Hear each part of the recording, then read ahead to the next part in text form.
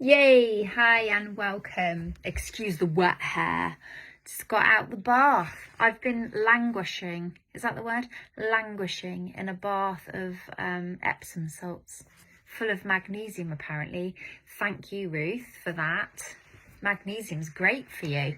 If you don't know about this, you need to hop over to Ruth's group and learn about the wonders of nutrition and magnesium and how you can absorb it through your skin. Anyway, that's what I'm not here.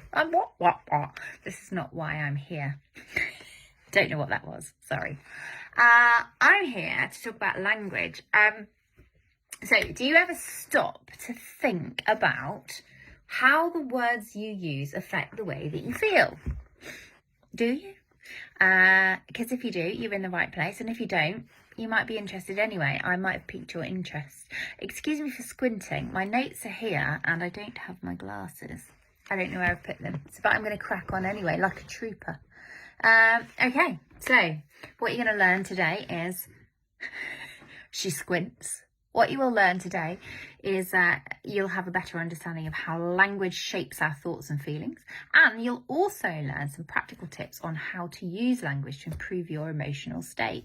I mean, why wouldn't you want to do that? So whether you're feeling anxious or maybe you're just feeling a little bit interested, overwhelmed maybe, whatever it is you're feeling, the way that you use your language can make you feel better. I know. It's amazing. I've been studying this stuff for years and it's the sort of thing that makes me get all excited. So I'm going to introduce myself very quickly because I know that some of you know me, but some of you don't because you're new and it's lovely to have you here in this group.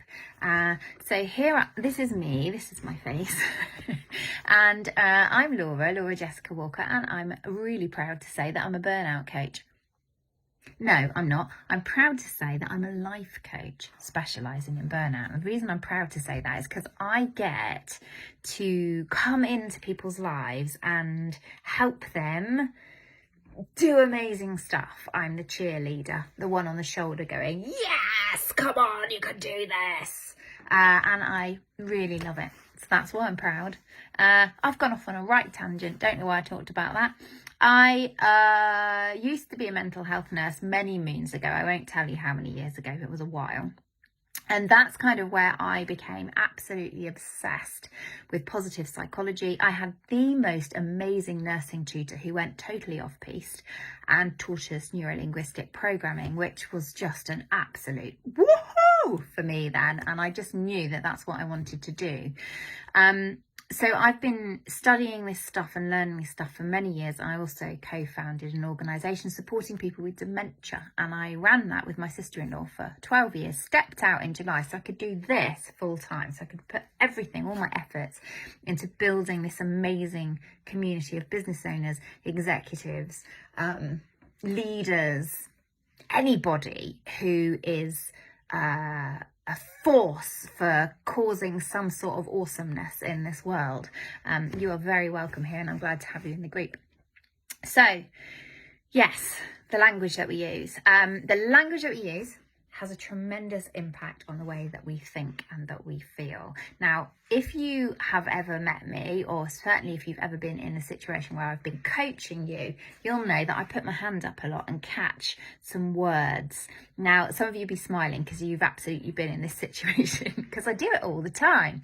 Things like I should, or I'll try. These sorts of words are my we're not using those words, and I'll explain why in a minute. Have I got your attention? So how do you describe the way that you feel? So have you ever sort of got really angry about something because maybe someone's cut you up on the road and they're gone, right? They are totally gone. They're miles away now and you're left feeling like you're feeling. And then you express how you're feeling and you say, I'm really angry. Well, even the term angry has an emotional response unconsciously in our mind, which causes us to really step into that feeling. If we weren't feeling it before, we're feeling it double.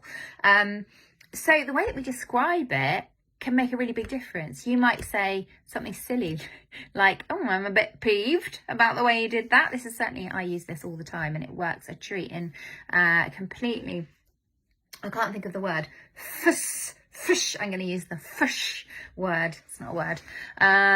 what does it do? It completely dissipates, dissipates that feeling. So yeah, so the same thing works the other way, of course. So if you're feeling really angry or feeling depressed or sad, we can exacerbate that by really, making the words strong. It can work the other way. So imagine walking into a room and someone saying, hey, how are you doing today? And your reply is, yeah, okay, thank you. And notice the difference between saying that and saying, I am ecstatic, right? So straight away, your body is responding. But not only that, is the person that you're talking to is also responding in a really positive manner. Words are everything. I suspect you want to know why I don't use the term try. And actually, this is a really great neuro-linguistic programming technique. So if I put something in front of me, and I go to pick it up and someone says to me, I want you to try, all right, imagine it's really, really heavy, okay? You can try this, by the way, right now. Put something in front of you. It could be a book or a mug or whatever you've got to hand. Put it in front of you. Now imagine that it is really incredibly heavy. So just concentrate on it for a moment. I'm going to imagine that this is full of concrete. It's really heavy. And then I say to you the words, try and pick it up and see what happens.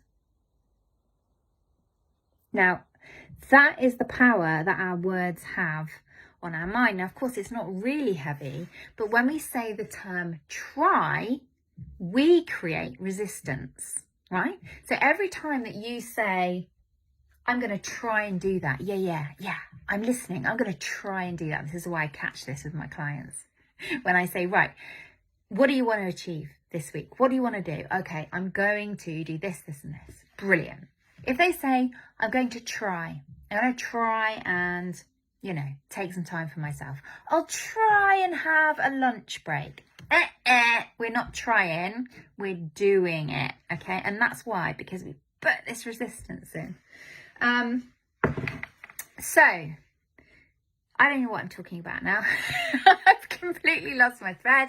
I don't have my glasses on, so I can't see, but I know that you'll forgive me. Let's have a look.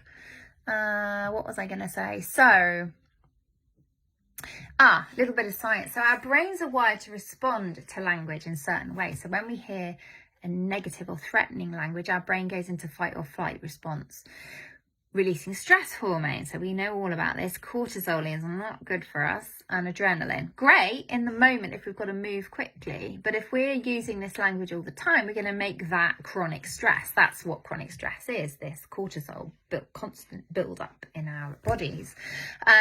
On the other hand, if we hear positive and uplifting language, our brain releases feel-good chemicals like dopamine and oxytocin. Now, you remember oxytocin from when I did the session on the hug, that we can create oxytocin in our bodies just by giving ourselves or anyone else a hug. It's a feel-good chemical.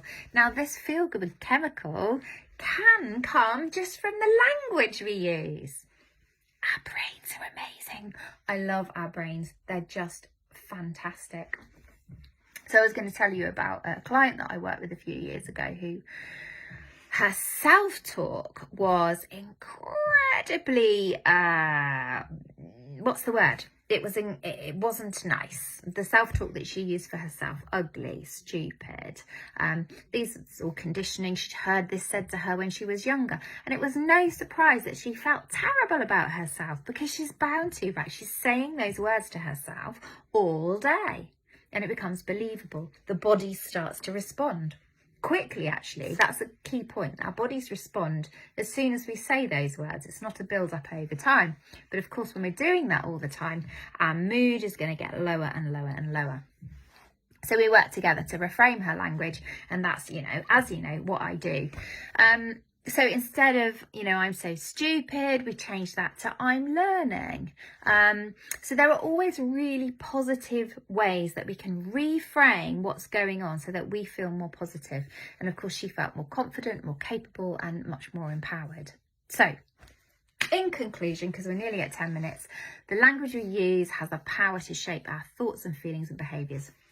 So let's be mindful about the language that we use, because we can break negative patterns in the way that we use language. yeah, that's it. Let's make a conscious effort, shall we, to choose our words. So how are you going to describe yourself today when someone says, how are you today? Are you ecstatic? Are you awesome? Give it a go. Or are you just, yeah, I'm all right. Try it. See what happens. Good luck. Let me know how you get on. If you watched this as a replay, I should have said this at the beginning, please stick hashtag replay in the comments. And if you want to chat with me, you can do that. You just need to let me know and we'll book in and have a chat. I like to chat, by the way. It's really important to me that in this community that we feel connected. I am happy if you just want to lurk and you feel a bit scared about having a conversation with me, but I can promise you I'm very friendly.